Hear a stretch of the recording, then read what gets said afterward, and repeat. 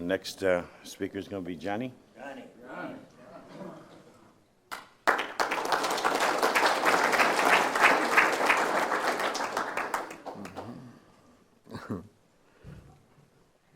Thank you. My name is John Ackerlin, and I'm an alcoholic. Hi, John. And I am enthusiastic about this program. I'm very grateful for this way of life. It's terrific most of the time, you know.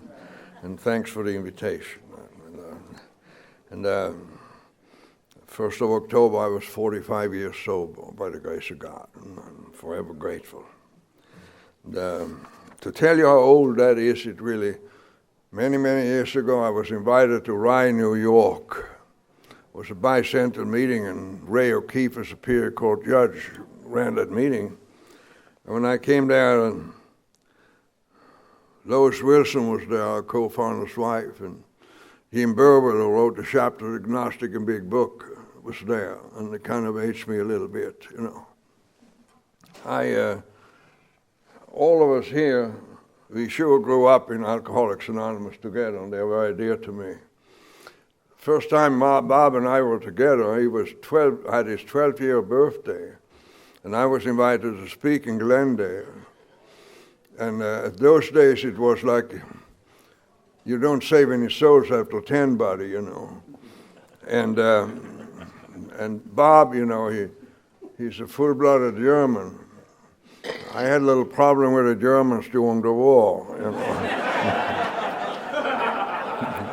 I was in the Royal Air Force for 2.5 years, and you know, and he kind of talked funny then. You know, he's actually born, he has more of an accent than I have. He must practice every night or something. You know, it was 10 o'clock, and I had a minute and a half to wrap up my story, and Bob's sister out the door there and shout, "John, for God's sake, it's 10?" So Lemke, this is only an AA meeting. We ain't marching into Poland tonight, you know.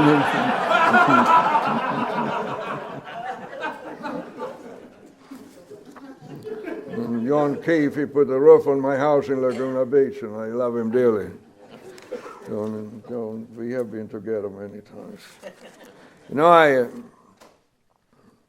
my wife Karen, I met her in Stockholm during the Second World War. She was 17 years old, and I had gone to college a couple of years and went in the Air Force. But anyhow, it was terrific right from the start. The 2nd of April this year, we had married 60 years. And it was nip and tuck a few times, you know. But the first time, she had 44 years of sobriety. She belonged to Elsa Chamberlain's Al-Anon group that she started in her home 49 years ago. And Karen should have an Al-Anon birthday. And she said, "I'm going to have my birthday in Al-Anon," so I thought I was going to be funny. So I said, "How do you count your birthday in Al-Anon? When you first come in or when you actually surrender?" You know.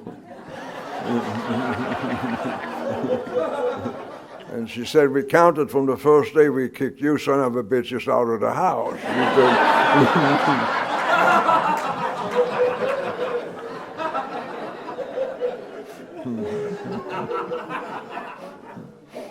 You know, for the record, my grandfather, he died from alcoholic delirium in 1908.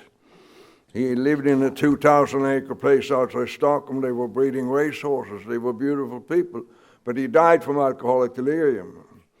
My father, 1927, started a problem with his liver. And he died 3 years later from cirrhosis of the liver. And I was 8 years old, and it was just terrifying to see him the last few. He was a 200 and some pound guy. And when he died, he weighed 130 pounds and was yelling. It was terrible. My older brother was brilliant and spoke 6 languages fluently, graduated from 3 universities and very successful. For 18 years he battled this thing. And he carried a Swedish flag in the Olympics 3 times, and he was a hell of a guy. But he died from this disease in the prime of his life. And my younger brother, he had been prescribed 30 years ago, and they said, your liver is shot, you can't drink no more. He's still drinking. That's you and I are the lucky ones because of the evidences in these rooms, and so on. And, I didn't start to drink until I was 31 years old because I had promised my grandmother I was never going to drink due to the fact of my father and so on.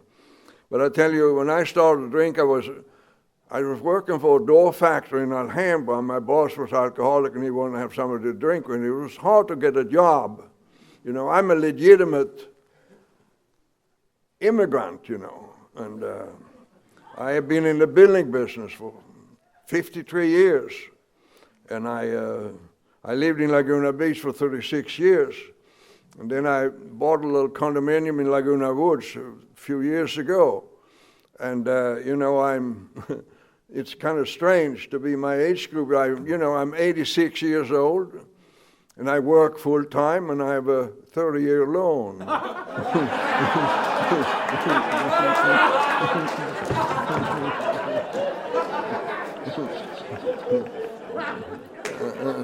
And the guy who approved the loan,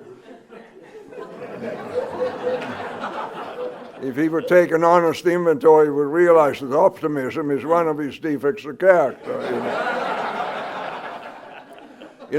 And when I started to drink alcohol, it was the finest thing that ever happened to me. I needed a drink long before I started to drink. For 3 years, it was fantastic. I had a wonderful time. And then my wife ran out of humor.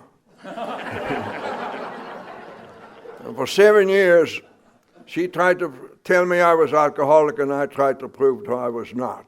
And booze was not my problem, and so I drank a fifth from booze from day one. 2-3 years into my drinking, I was up 2/5 of whiskey a day. The last 2 years I drank, I couldn't drink whiskey right away in the morning, but I drank around the clock, so I had to discover codeine cough medicine. The last 2 years I drank, I had 2.5 pints of codeine cough medicine every day, 2 3/5 of whiskey every day, and 6 anisines 4 times a day. I was weirder than hell, It was really a son of a bitch, And that when I stopped drinking, then I got the shakes. So if I took a couple of shots of booze, it stopped the shakes. So then I had to say that I have to drink all the time because I worked all the time, And I tell you, when I drank alcohol, I felt I was normal, And then, that those last 2 years, I had this 23-foot snake that chased me around the room when I stopped drinking, And I can't believe it. He was 23 feet long, And he came slowly across the room, stopped in front of my face, and started to hiss at me. And he smelled like death, And my experience with the snake was this, that the closer he came, the more I screamed. And the noise in my head for my own scream reached such a crescendo that my brain exploded for my own. That's my experience. My wife, Karen, said in the mornings that something strange happened this morning around 4 o'clock. She said you sat straight up in bed, looked in front of you for quite a while, and then you said, "Ee."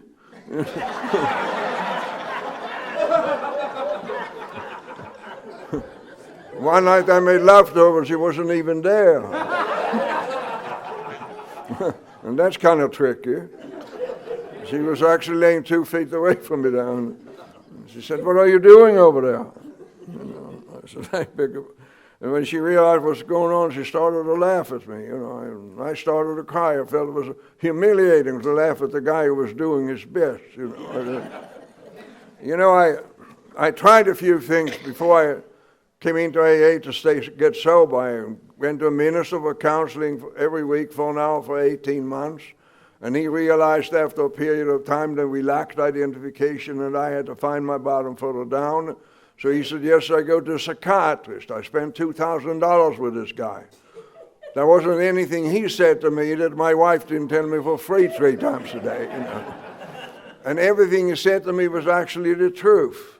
One time he said, "You know what's wrong with you?" And I said, "Tell me." And he told it all my secrets and all my emotional problems. And I said, "Doctor, you're absolutely right. And that's why I drink." I can't stand myself. 2 days before I came into AA, I was picked up at the Thrifty Mart trying to steal a pint of liquor for $3.57. You should have seen me then. I was drunk and unshaven. I weighed 246 pounds, and I couldn't even defend myself. You know, I grew up in the most lovely circumstances. My home was a big home. We had a tennis court in the backyard. We had 2 nurses dressed in bathers till I was 12 years old. And it was exquisite living. That day I looked exactly like a person I should steal a pint of liquor to live. The next day I came into one of my best accounting men. I'm the secretary. I said, I saw you in the market yesterday. You know, I just didn't bother to, I said a 4-letter word and walked out of it. There was nothing left. And then came this thing, my wife says to me one day that if you don't go down and try that thing called Alcoholics Anonymous, your sponsor, your minister I talked about, you have to move out. So I went down to the Ilona Club in Anaheim. And they asked me that. There was a lady there said, do you have a drinking problem? I said, no. Get along as famous. Can you do something for my wife? She's crazy. I'll tell you another thing. If I had known how sick I was, I would never stayed. Stopping drinking wouldn't have fixed that. I had $36,000 worth of unpaid bills. I realized I'd broken my wife's spirit the way I mouthed back to her when she mouthed off to me, you know, and it was terrible. And you know, so this guy got hold of me. Charlie Vick was his name. He became my sponsor, and he told me his story. I realized he's worse than I were. And he needs to more, and he is sober. I said, you really were that bad? And I said, well, you don't understand. When I stop drinking, I get the shakes and that snake and weird things and things like that. I said, Charlie, that's how it is when I stay. And then he said a magic. He said, you will only shake for 4 or 5 days, and then you never have to shake again as long as you live. And then I broke, and I said, please, show me what to do. And I was in a meeting that night, and I said, please, God, help me today to stay sober. It was not a big deal. I always thought the spiritual experience would be something like, yes, John, what can I do for you, you know? Not like that at all, but my thoughts were perhaps after all this, there's a way for me too. I came home that night, and I said to my wife, I said, you know, I don't have to drink anymore. And she said, your eyes look different. I had 10 days of sobriety. I came to a stag meeting and blurted out. I said, I feel so goddamn guilty. And an old timer, he said, the reason you feel so guilty is because you're guilty. You know? Now we have to deal with that. So now I'm guilty, but I don't have to drink over it. I had 2 weeks of sobriety. I came home after a meeting, and I lay down and thought to my bed and meditated a little bit. And I said, something is going on in these rooms. Something is going on in these rooms. If there anybody new here, I hope you stay long enough to have that experience. I still get the goosebumps. I had 6, you know, and when that the first night there when I had copped out, you know, I said, why did I tell them? Now they know. And I said, that's stupid. I tell them about it. And then we read the Lord's Prayer. And then after the prayer, you know, this guy walks up to me and put his arm around me and said, Johnny, everything is going to be all right. And I believed him. I haven't walked alone since. Then I had 60 days of sobriety. When you have 60 days of sobriety, those days we sometimes say, come home to me and have a cup of coffee and a Coke, and we continue the meeting. So I asked these guys, I said, come home to me. I had a beautiful home with a swimming pool, you know. They came home there, and we talked about what a great meeting we had had and all that. And my wife was not happy at all.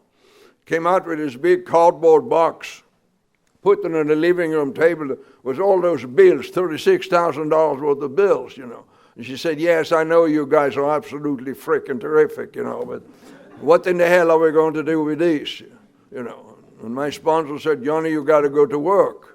I said, you mean without nothing? He said, without nothing. I said, I can't do it. He was at my door the next morning. I said, we are going. And he drives down to Bad Dijkstra and Drake, and I never told him about that contractor. The secretary saw me picked up trying to steal liquor, you know. I thought if I tell him, he might fire me, you know. So he says, get your ass in there and give them a bid. So I go in down, there's Helen behind the desk, and she looked disgusted. So I said, may I give you a bid? And she says, over there in the corner. So I go, a 2-8-unit apartment, being frames, jams, doors, waters, finished lumber, and so on. And I went over to her desk and I said, thank you for letting me give you a bid. And then she looked up at me and her face completely changed. And he just became tranquil, and she said, oh my God, you ain't drinking anymore. I said, Helen, I have 60 days, you know. And Charlie stayed with me for 90 days until I had enough gulls to work on my own, you know. And so that night, the 60-day sobriety,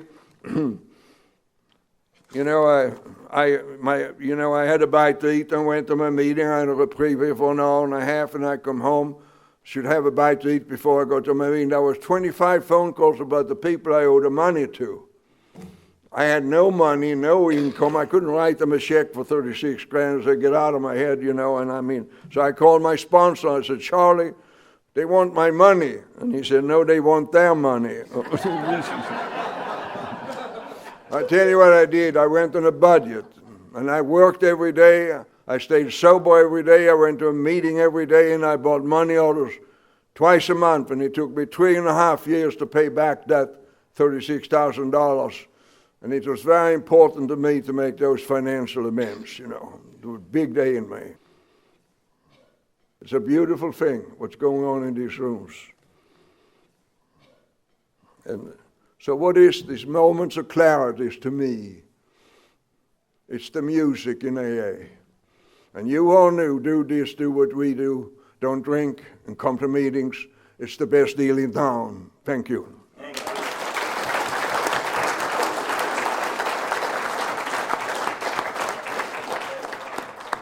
Thank you, Johnny.